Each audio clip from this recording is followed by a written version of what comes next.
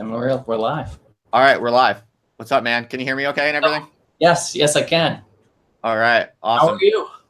I'm good. Yeah, I'm good. As I was just saying a minute ago, the semester is basically about as close to over as it can be. It's never totally over. I still get stuff every now and then, but yeah, things are pretty slowed down. So now I get to waste away my hours doing stuff like this, which is fun to me. Nice. What do you teach classes in the summertime, or is that No teaching, but like the admin and stuff like that, and student support and stuff like that kind of carries on. It's just obviously much slower than usual, but yeah. So vacation. Not a lot of people still get summer vacation in their lives, included.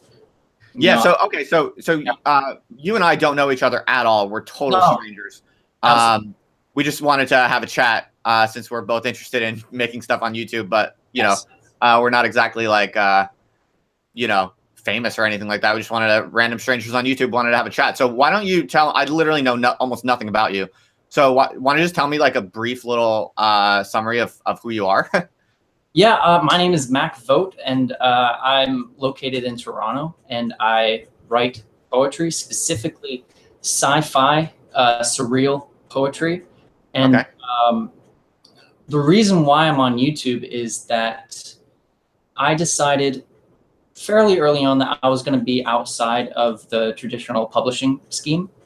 And so I'm releasing a chapbook. And what I did is I performed it live last year. I memorized the whole thing. It was a 50-minute show. I did it twice and filmed it with 3 cameras.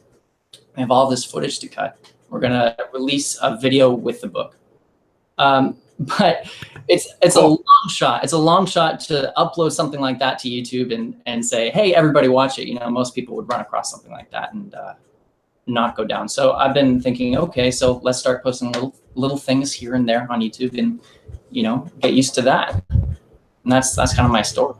Okay, awesome. Yeah, so I kind of got the vibe that you're just a independent, autonomous, creative person, just trying to get involved in stuff online and make stuff online freely. That was definitely the vibe I got from you. So you would say your main thing is poetry. That's your kind of and I'm technically speaking, I'm a barista, and I wear these glasses and I write poetry. So yeah, nice. I really put all my eggs in one basket. Where do you live roughly, if you don't mind?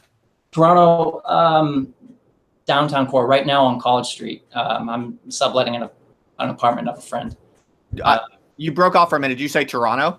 Yeah, Toronto on College Street, which is pretty deep into like the core of it. Did you go to college there or what? No, I went to film school actually in Pittsburgh, which I felt like we might have some sort of overlap there because I know you make films, specifically mumblecore films that I saw. I used to, yeah. That was like 7 years ago. I was really into. We might have some sort oh wait, hang on. One sec. Got to something. There we go. Sorry, I'm trying to monitor this chat. Yeah, so that was like 6 or 7 years ago when I was in university. I used to be interested in more serious filmmaking. I kind of gave that up to get into to be an academic. I got really into scholarship and books and wanted to do serious intellectual work in that way. But actually it's interesting. Because this has totally been unconscious. I've only recently started to reflect on this, that when I was a teenager, I was really into skateboarding. I skateboarded really hardcore from like age about 8 to age 18. Mm-hmm. Skateboarding was like my identity and my thing I loved and just all I cared about really. And I used to. I don't know how you do that, to be honest. I don't know how anybody does that because it seems like if I just like hit like my elbow once or something like that, I'd be done. I'd be so done. Right. Well, when you skateboard, though, from being at a young age, you just get used to throwing yourself off stuff, and you really do get desensitized to that kind of physical pain. You're not afraid of it. You don't really care, and also, the adrenaline compensates for it. So, right. So you really don't. Yeah. You're not bothered by that stuff. Anyway, where I'm going with this is just to say that in my skateboard gang, all throughout my teenage years, it's very common to make videos also. So that was always kind of my obsession in the skateboard gang that I was a part of. Like I would record everything and I would edit, cool little videos so we felt like we were really cool and hot shit, you know. Well, it also gives you a goal, you know, in order to go out and get some footage and, you know, not just. Oh yeah. It's just like part of the mission. Exactly. Like, so interestingly though, I've only started, oh, hey, Jim Johnson, what's up? I see you in the chat. I'm watching this chat, by the way, people. Someone also says, Isthmus says, debate Mike Crumpler. A quick aside, Mac will not know who Mike Crumpler is, but he's a Twitter interlocutor of mine. And to the person in the chat here, I'll just tell you, I am trying to have a conversation with Mike Crumpler, but he won't respond. We agreed to do a Google Hangout, but then he fell off. So Isthmus, if you're still there, email Mike Crumpler and tell him to get on the Google Hangouts with me. It won't be a debate. I just want to talk with him, but we've agreed to. We just have to make it happen. Okay. Anyway, back to our story, Mac.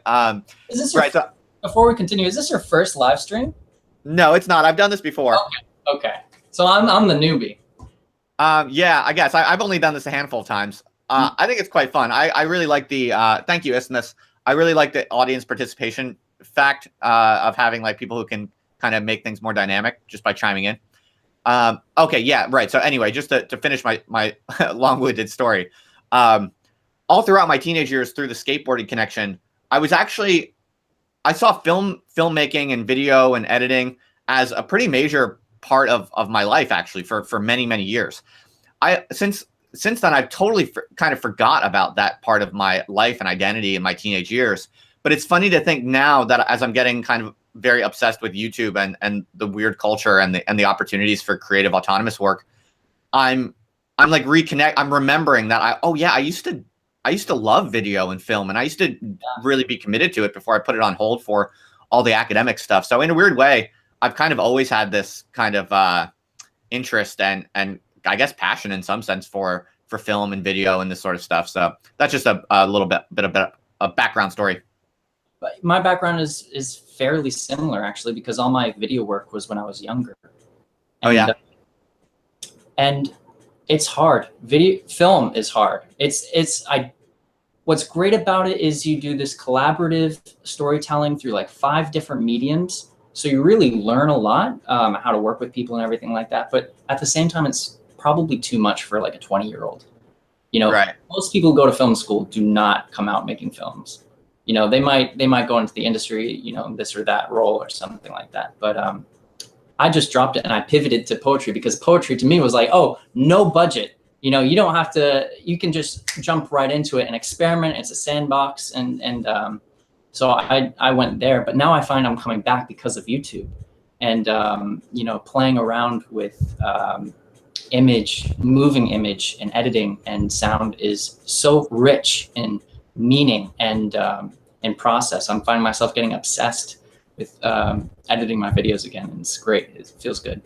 That's awesome, man. Yeah, that sounds really cool. You know, I think a lot of people look at kind of people just starting out to play around with YouTube like you and me. You know, like we have almost no followings. There's like no real kind of like instrumental benefit to be gained, at least anytime soon. I mean, potentially, obviously, if people got really into any of the stuff anyone does, there's, you know, potentially, you know, profitable avenues. But for all intents and purposes, for people like you and I just wanting to play around on YouTube, there's nothing in sight in terms of like any material reward. And so I think a lot of people look at people like you and I, like normal people look at us and we're like, and they're sort of like, why the hell would these people spend so much time just making stuff on YouTube? Like, what's the appeal? And I think it's very baffling for a lot of normal people. But for me, I would like to know what you think, or if you've ever thought about this.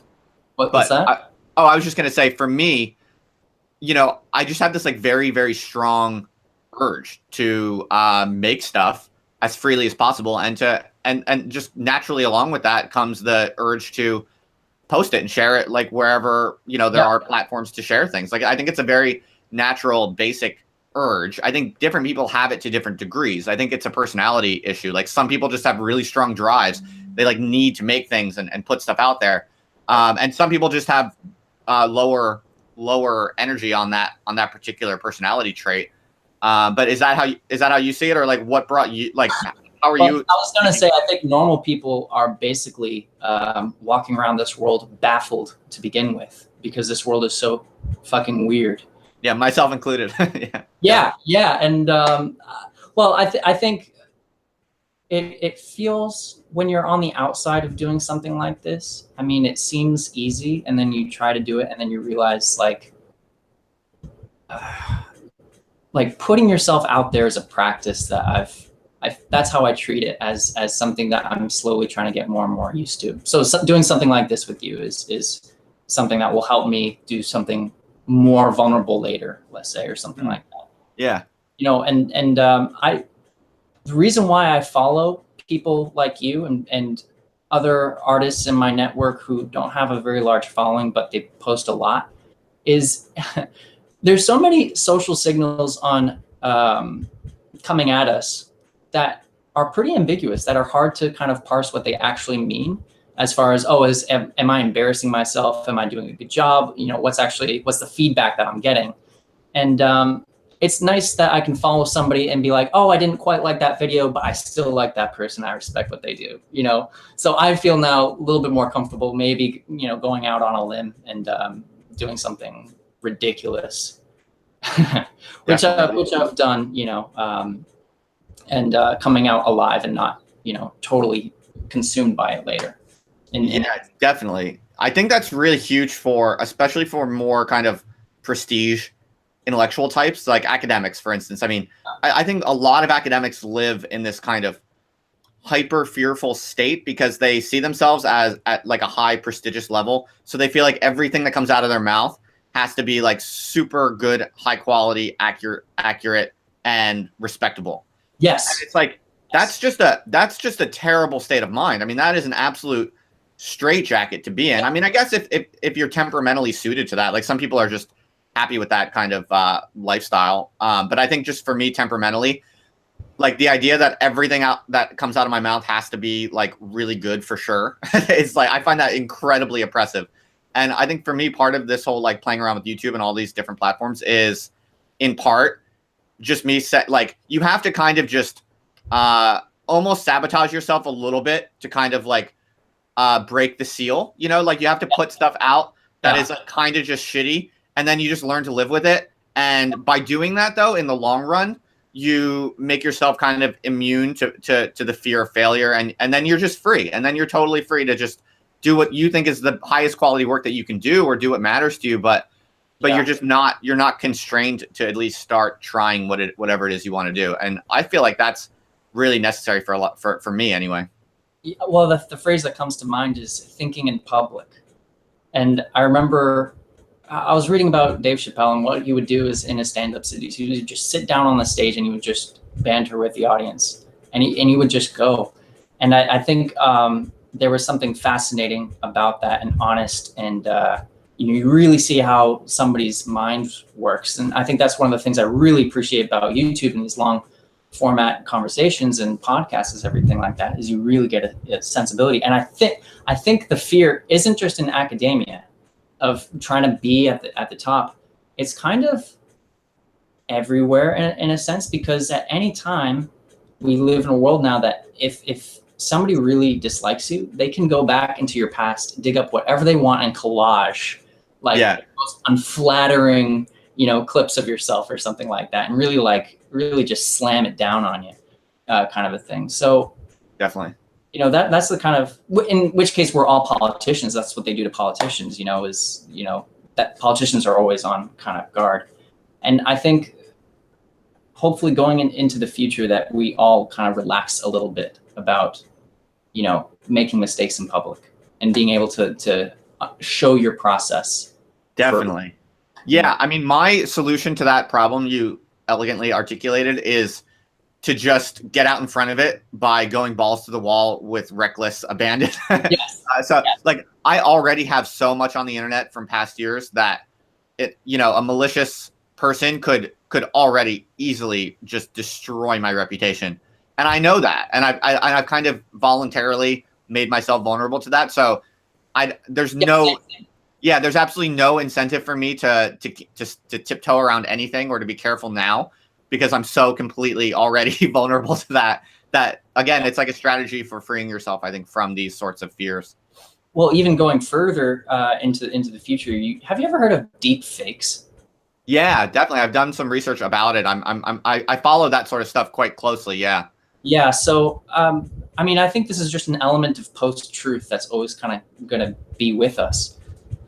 In that, even if you're super, super careful, and a malicious actor could put you in a porn movie or have you saying something you never said before, and politicians are going to have to worry about that, and it'll change. I think it'll make good faith a requirement of stop looking at it as all propaganda, and just really try to take somebody on their word and how they actually are. Right.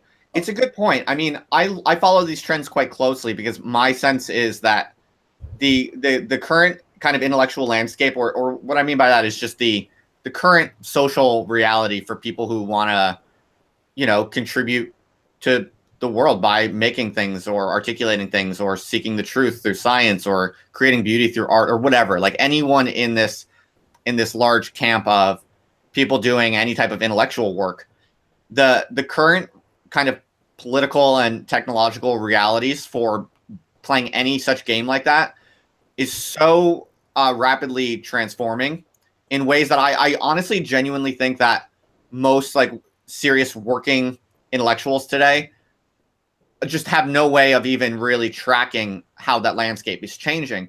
And so that's why I'm kind of doing all of these things. And like, I think to a lot of my academic colleagues, I'm like very baffling, or not like many people are paying attention or care or anything like that. But those who do see this sort of stuff that I'm doing online, I'm pretty sure I've had a little bit of indication from different people to this effect that people are just think I'm wasting my time. Like why? Like it's just immature. It's obviously low prestige. It's like he's just faffing off. He's like he's not doing like the high level intellectual work he could be doing. He's just kind of wasting his time and getting distracted with this immature like nonsense. I think that's how it looks to many people, and I've kind of heard as much from some of my colleagues. But the way I see it is absolutely different. And I think that like if you want to do any meaningful intellectual work at all today, if you're not at least a couple steps ahead on these platforms, at least trying to kind of learn to play with them, at least trying to kind of bring yourself up to speed with them, then you're actually wasting all of your time, because you're going to be lapped basically by this like onrush of new types of creators and new types of platforms. And so it's like I see this little experimentation that I'm doing on YouTube or whatever. I see it as like as a requirement of anyone who wants to do anything serious nowadays. And by serious, I mean like have like a real existence in the social plane. Yeah, and I don't even think it's like specific to YouTube. I mean, there could be any shake up in the future when it comes to the platforms, but if you've developed these principles of how to approach something like this, right? Yeah, it's only going to be more useful. Yeah, people have got to realize that YouTube-like thing is currently changing the game. Like that's got to be. I mean, it's something that came into awareness for me last year for sure.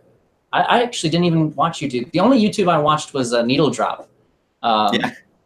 Yeah, and then 2017 was so ridiculous. I found myself constantly looking for new sources of information and to see what was actually going on. And YouTube's enormous. I think it's like Facebook is up there, and then it's YouTube is right below it as far as like a sizable social media platform. Yeah, even recently I've been watching YouTube more and more just for entertainment, kind of like end of the night relaxation type of entertainment before going to bed. And it's strange because I've only recently started doing this. Like I've always looked at YouTube my entire life so far that there's been YouTube. I've always looked at it as sort of like it is a lot of like stupid shit, that I exactly as dumb and not worth watching. But but recently I've actually been getting into some of the more like YouTube channels that even like 6 months ago I would have kind of laughed at and would have never wanted to watch. Like like some of the shows like H3, these like very like YouTube types of personalities. Yeah. Very like YouTube type content. I feel like I'm starting to realize that it's a totally different type of appeal. It's a totally different psychological satisfaction or experience that you get from this like particular new brand of like YouTube flavored content. And it's just, I find it very fascinating now. I've become very infatuated with it. Like, it's not, you don't watch it for, you know, like high production value, and you don't watch it necessarily for like impressive, you know, intellectual prowess. But you watch it because it's like, it's almost weirdly low quality. It's almost weirdly like, you see it as like, oh, this could be me. Like, I could do this. Like, this is someone like me, you know? Yeah, that's such oh my gosh, that's such a big thing for me because like for instance, just with movies, bringing it back to movies. When I see like Marvel movies or, you know, any of these big Hollywood movies, there's so much money that goes into them and so much expertise that they're unattainable. And the tricks that they pull is just something I will never, ever, ever will be able to do. Right. So when I see low budget stuff and it resonates with me, that's what makes me want to bring up a camera. That's what like really gets it to me. And I've noticed what I really crave more than anything in watching movies in particular is an individual sensibility. I guess it's auteur theory, an individual sensibility that resonates with me, that I can learn from, that I can simulate myself creating in that mode. And it's almost like, you know, you're bringing a whole nother life into you. You know, it's that kind of experience. So yeah, I agree. That's kind of the draw of YouTube for sure. And I'm thinking low quality aesthetics. Have you heard of this guy? Oh man, Bill Wirtz. He's famous for the history of Japan and the entire history. The dude's got like hundreds of millions of hits by now. He does these, really low quality music, little melody tunes. Actually, they're kind of high quality, but they're cheesy, and very kind of cheesy aesthetics, like cartoons, like MS Paint type stuff. But it is so addicting to watch, and there's more to it than just putting money into visuals and putting money into production value.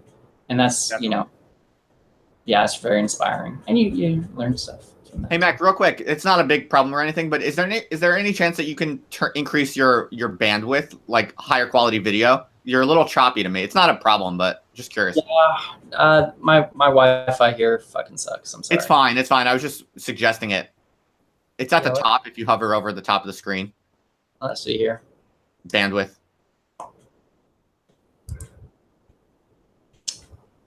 No, well, okay, adjust bandwidth. Hi, I'm at Auto HD. I'm at the highest. Okay, that's cool. Just wanted you to check. It's totally fine. Don't worry about it.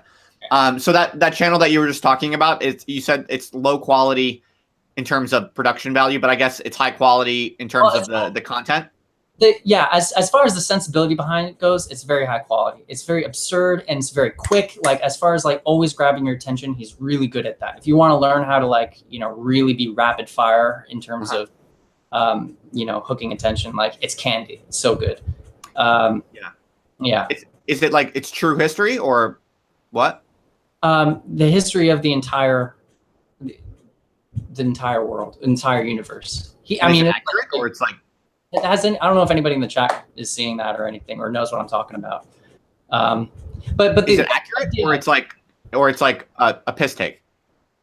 It is something he planned and researched for some time. I think he worked on it for like 6 or 7 months. It's just very dense, very Okay. Yeah. Yeah. When you say it's weirdly low quality. When you can get low quality to work, you just say, here are the limits and the language I'm using. That's all that really matters. Like establish the language and logic that you're using, and then you can go wherever you want with that kind of a thing. Yeah, that's a good point. I had a funny experience recently because I just decided, okay, I have some free time opening up because the semester is coming to a close. Yeah. Let me attack YouTube a little harder and see what I can make. And so I one of the harebrained schemes I came up with was I did this little mini series where I kind of like, it was kind of like theory, but it was basically like conspiracy theory, like kind of comedy thriller.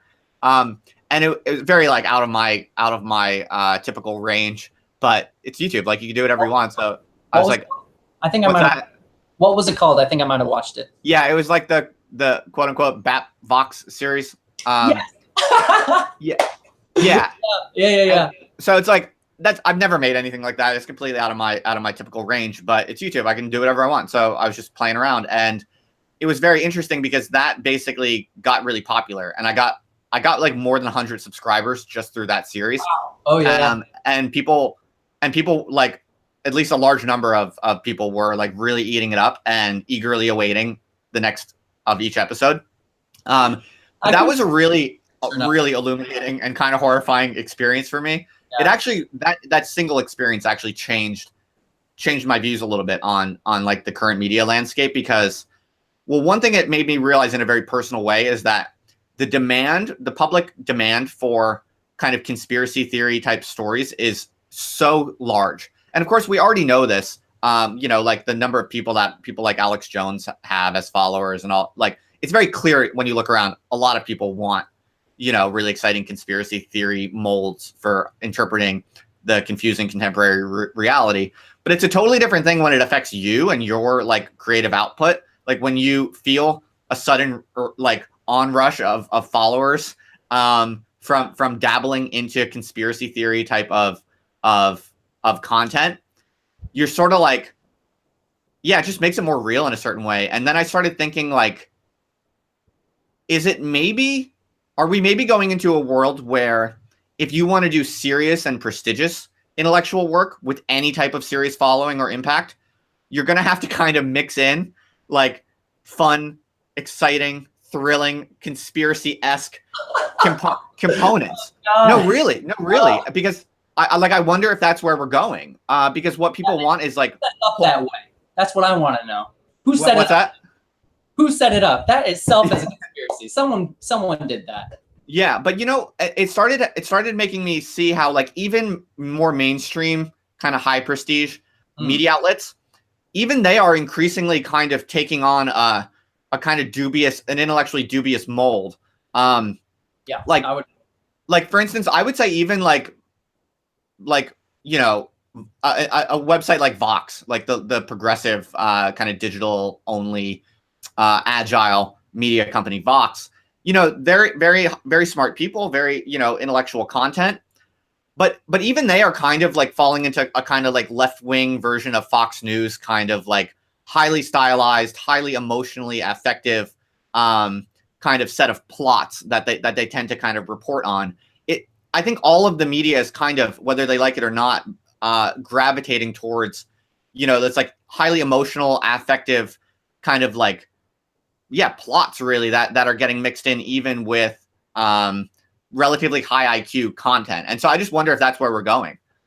Yeah, I think, well, until we reestablish like a grand narrative, maybe that's what's going on, as everybody really tries to piece together what's happening. And, I've tried to piece together what's happening, and I end up with a basic situation of like red string on the walls with like a bunch of different like cutouts. Yeah. That's what it kind of ends up being. Like actually with index. So, Justin Nixon. Oh, Justin Nixon is chiming in here. He's saying that Justin. saying that he can't get enough conspiracy theories. LOL. He's saying trick people into enjoying something intellectual. Yeah, that is kind of what I was getting at. And he also says, I wonder if comedy plays a role in news sources. I wonder if comedy playing roles in news sources now is contributing. Yeah, I mean, I think you can see all like Jon Stewart or something like that. The extraordinary popularity and success of a show like Jon Stewart, The Daily Show. I think that is another example of what we're talking about. The way that I would summarize it or understand it theoretically is that it's not so much it has to be conspiracy theory or it has to be this or that. It's that if what you're making, no matter how intelligent it is, if it doesn't have a kind of emotional, affective engagement to it, that can be comedy, that can be conspiracy theory, kind of like thriller, excitement. It can be anything, but it has to rope people in emotionally. People have to desire to consume it. If you can't make people desire to consume it, then it's not going to be viable. It's not going to exist. And so I think that's like the problem that academia is facing big time right now. And I think that's the problem that mainstream, respectable, high prestige news outlets are facing right now. And that's why I'm kind of trying to get out in front of it with like playing, like, I don't want to be a conspiracy theorist, but if to do my highest level intellectual work for the largest possible audience requires me to be more creative and kind of tell stories and bring in some fiction and have some comedic elements, like I'm happy to experiment with all of it and just see what happens, Yeah, I think Well, okay, so I saw your conspiracy. Well, okay, the funny thing is, my experience with your YouTube videos is I landed on your mumblecore, or no, your vlog stuff first, then your mumblecore, and then your conspiracy theory stuff. And then I hit the conspiracy theory stuff. I was like, wait a minute, who am I going to be talking to here? And then I saw their actual like academic work, and I was like, wait a minute, no, this guy's awesome. What's going on here? So I thanks, man. Something else, and I got thinking that, and I did see that those videos got popular. And which I want to ask you first, how did they find out that you're talking about this? Is there like a bunch of people just in the ether, like waiting for you to talk about conspiracy theory? Yeah, go ahead. Go for it. If I remember the second part, I'll say. Okay, yeah, no worries. Yeah, to answer your question, there was a pretty specific background story to that. I think what I didn't realize going into this, it was totally accidental, but what worked out well about that series was it was about actual people who are active on the internet. And so once they realized it was about them, then I think a lot of people came directly from that. Like, I'm pretty sure, like the person I was talking about, Bronze Age Pervert, he has a large, a pretty large and active fan base on the internet who are probably the types of people who are highly likely to be active on YouTube and watch YouTube. And so it makes perfect sense if you think about it, because my content was about him and them. Yeah. A bunch of people immediately gravitated towards it and then wanted to see what was happening. So yeah, that was not at all like a strategic, like I don't think like that at all, but it was kind of interesting to reflect on that. Well, coming into it, I was like, I don't know these people. Who is this Bronze Age Pervert? Just like when you enter in the conspiracy theory mode, you just start like throwing these terms and these words like with like loaded meanings and everything like that. And but I can see how that would be. There's no such thing as bad publicity, I guess. So if you start spreading conspiracy theories, or I think the flip side, or the related side anyways, is rumors. That's another part of the internet of just these rumor mills constantly, which also goes into going through your history and pulling out any kind of dirt. It's the same kind of thing of even the people that are smeared themselves oftentimes have an incentive to blast it out to bring attention to them, even if it's a negative kind of attention. Yeah, definitely. Yeah, that's true. Okay, so we got some inputs from the audience here. I'm falling behind actually. So Jim Johnson says, he's basically asking me, so is what I was saying in my conspiracy theory videos not true? He says, is Moldbug not really overheating the cathedral with hyperstitious memes, which is one of the kind of ideas that I advanced in the conclusion of that series. And here's what I would say to that. And this is why I'm genuinely really interested in working in these different entertainment types of angles into my intellectual content, is because a lot of the main ideas I was trying to communicate in that conspiracy theory series were real ideas that I think actually have a lot of value and maybe even some really defensible intellectual traction. So for instance, to answer Jim's specific question, the overarching narrative, the larger idea behind it, that creative intellectual people are, I think, today getting really clever and creative with how they put ideas into the world to produce sometimes, nonlinear or counterintuitive consequences. I do think that is happening. I do think that someone like Moldbug does write with a kind of clever sensitivity to the fact that ideas get picked up and turned upside down and inverted again, and have these kind of unexpected, sometimes opposite effects than the ones you would think them to have based on the literal kind of implication of them. I do think that people see that. Smart people see that now, and they are getting really creative with it. So what I was saying about Moldbug trying to overheat the cathedral, I think there is some truth to that reading, and I think people should think more about that. I'm obviously trying to, experiment with that sort of method myself. So yeah, it's just an example to answer Jim's question, that I think messing around with things like conspiracies and comedies and all these different dimensions, they do give you opportunities to try to say something real and do something real, I think. Yeah. I was thinking that you're describing at the very least emergent phenomena, and conspiracy theory instead just takes that phenomenon and points it upwards to, these actors top down kind of designing it. Really, it's both. It's the bottom up emergent, kind of desires, like the people looking for the conspiracy theories in the first place, and, the actors, networking behind the scenes to make it happen. And conspiracies do happen. That's what Weinstein says, and that's what happened in his case, so it's like, there is a conspiracy theory, I think, in every kind of, well, not every kind of thing, but it is prevalent. And I think it goes back to post-truth, to be honest. Like, Right. you know, great. For me in my work, I think the conspiracy element, because I'm now thinking I do have conspiracy element. How I phrase it is that all of our politics and ideologies are being quietly shaped by the algorithm in interaction with the algorithm, because you have to interact with the algorithm in order to get attention.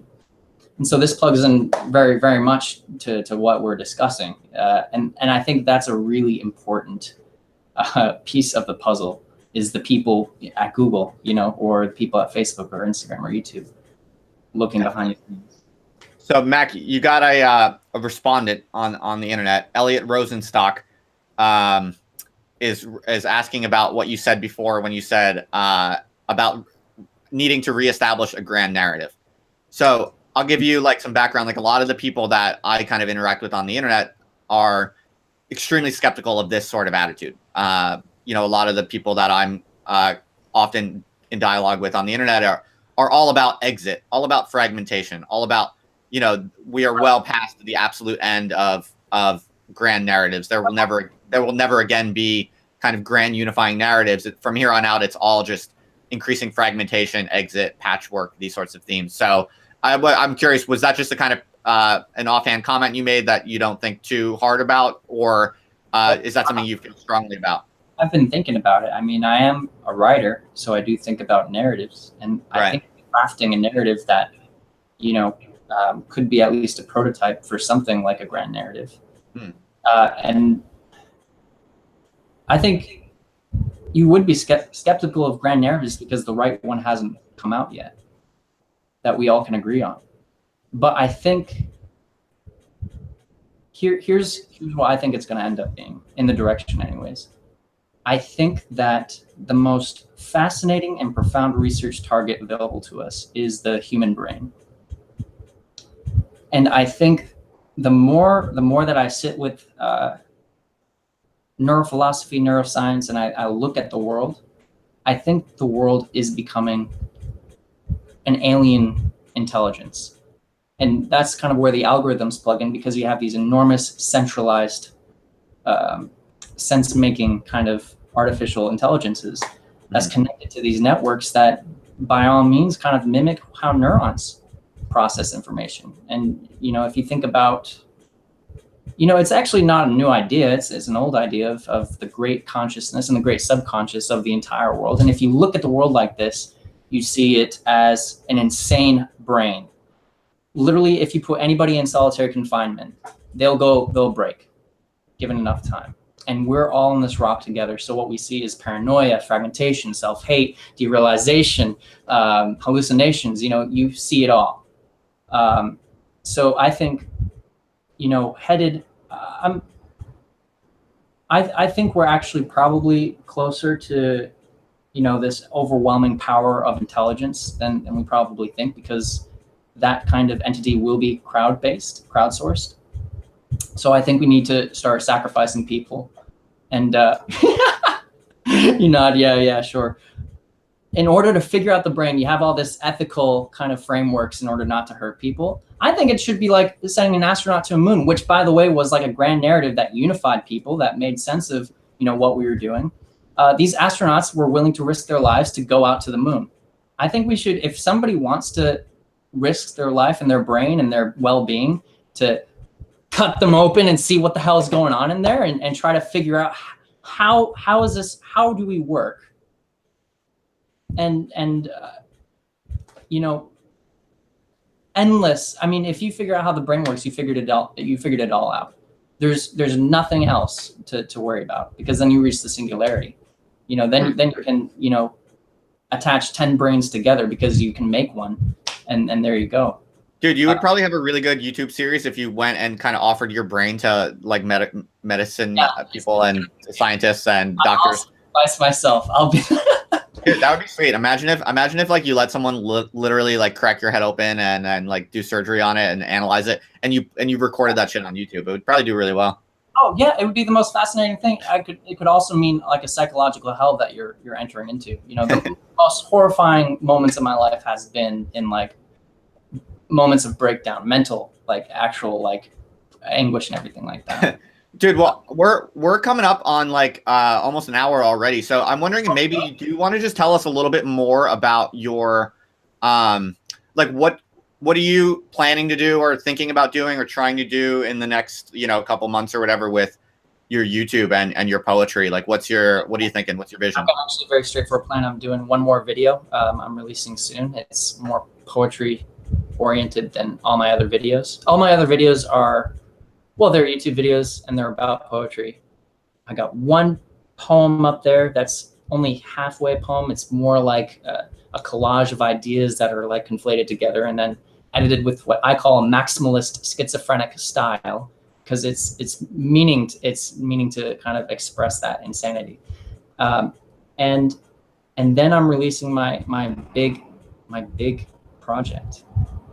And I think my big project honestly would, it might be the best video poem to be uploaded anywhere. Wow. There's not many of them, but I think it's going to be the best one. It's nice. I like bold statements, man. I appreciate that. Yeah, I've got a really good feeling about it. I've worked on it for like a decade. Everything's kind of led up to this really? Wow. Yeah, this moment for me. It'd be like a thesis for if I was a grad student. It's like the big work. And it's a sci-fi. It's like a literary tab of acid, and set in the very deep future. It's really out there. It's really cool, man. Cool. When is that coming out? I think early fall. Awesome. Sounds epic. I'll keep my eyes peeled for it. Sure. Elliot Rosenstock says in response, he says, and then he says we need to sacrifice people to establish a grand narrative! Exclamation point. Yes. Elliot says it's gone, man. It's gone. Decentralization is here. Sorry. The algorithm is not a king.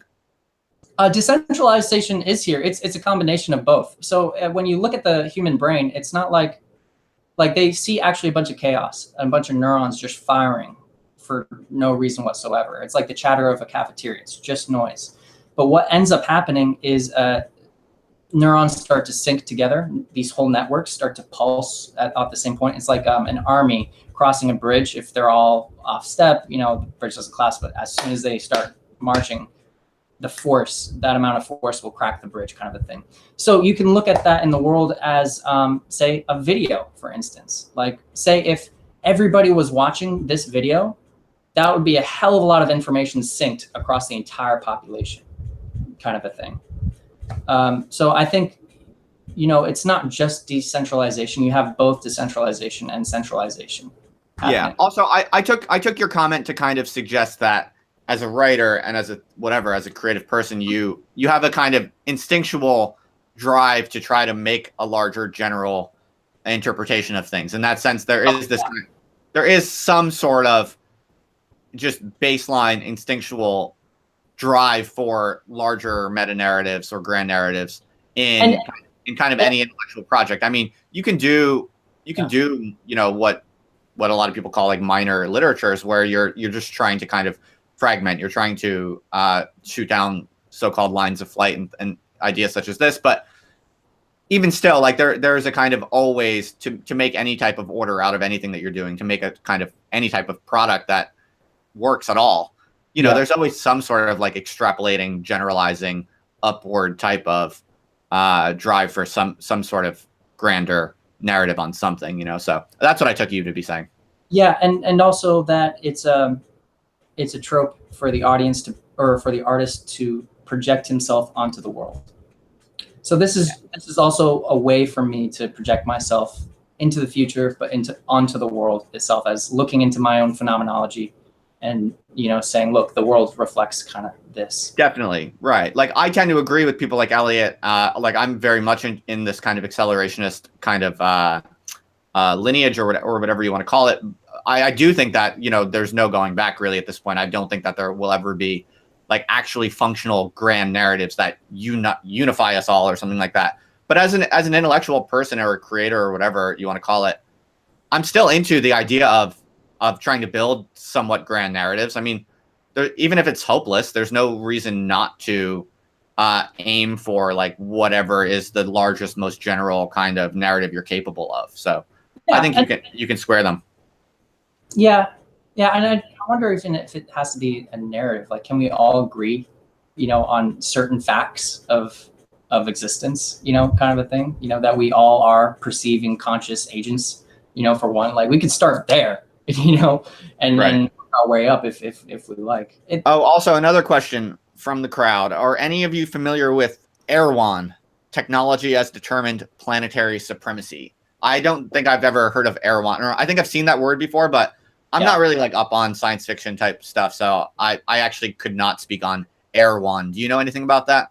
No, I've never heard that before. I forget where it's from, but I mean, to the general idea of technology as determined planetary supremacy, I would say we're already there, right? I mean, global capitalism is already this kind of global computational apparatus that basically is supreme over the planet, more or less. So that sounds about right.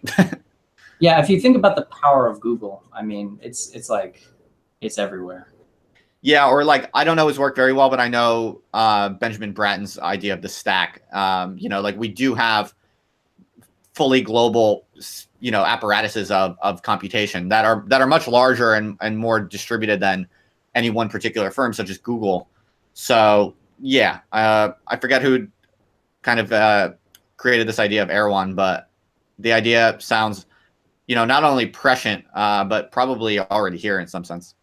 Did you see the Facebook hearing with Mark Zuckerberg? I only saw clips of it. It was so cringy. Oh yeah, well, it was really funny. I also saw a little bit, not the whole thing, but I mean, just the magnitude of operation and responsibility he carries. And if you think about it, even if he was a ethical, wonderful person you trusted and looked up to, and wasn't a lizard person, it's still an amazing problem to have, to be like, okay, so how do we program this platform to be fair to like how do we make the system? It's an incredible problem, even if in the best faith. So yeah, it's never gonna be fair. They're never gonna solve that problem. I mean, these systems, I think, are just gonna. I mean, the only solution, or it's not a solution, but the only proper response is for someone more clever to create some alternative system that in some way works better and is better. So like if someone thinks they can make an alternative to Facebook that is more aligned with the truth of human nature or something like that, more suited to us, more, better ethically or whatever you want to call it, then they should go ahead and make that. And that would be cool. And if they can't, then it's just going to get more and more exploitative, more and more vicious, I think.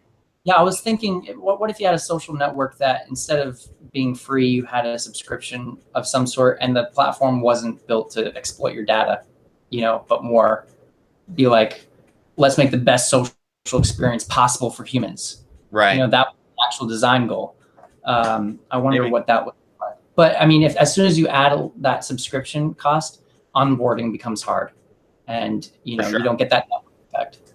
Yeah. Also, because everyone's really accustomed to social networking being free now. So, I mean, it's hard to imagine that, although it's possible. You never know.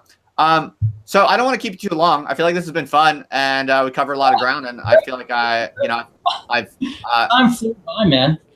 You went from being a totally random stranger to, now we kind of know each other. Yeah, we're internet friends now. We're basically best friends now. Yeah, sweet. Great. Hey, good to meet you, man, for sure. Thanks for having me. Yeah, so let me know if you ever want to chat again. I'm just like down to talk with anyone, really. I just have a kind of like totally open experimental attitude. So I think that's want to, if you ever want to talk again, or you ever working on something that you want to, talk to me about or ask me about or whatever, just my line's open. Yeah, sure. Great. Sweet. Good luck with your early forays into YouTube. It's a strange and difficult thing when, like, as we are with like no followers, like it's very, very weird and hard. It's hard to like keep making stuff on YouTube when you don't have any followers like you and me. Well, but keep on carrying on, man. It's cool. Yeah, for sure. I likewise to you. I'd super encourage you to keep going down, that strategy that you're doing is just great. That open, do whatever, experiment, it's awesome. So Thanks, man. Yeah, I'm having fun. That's all that really matters to me ultimately. great. Sweet. All right, dude, it's been real. I'll talk to you later. See ya. Bye. Later.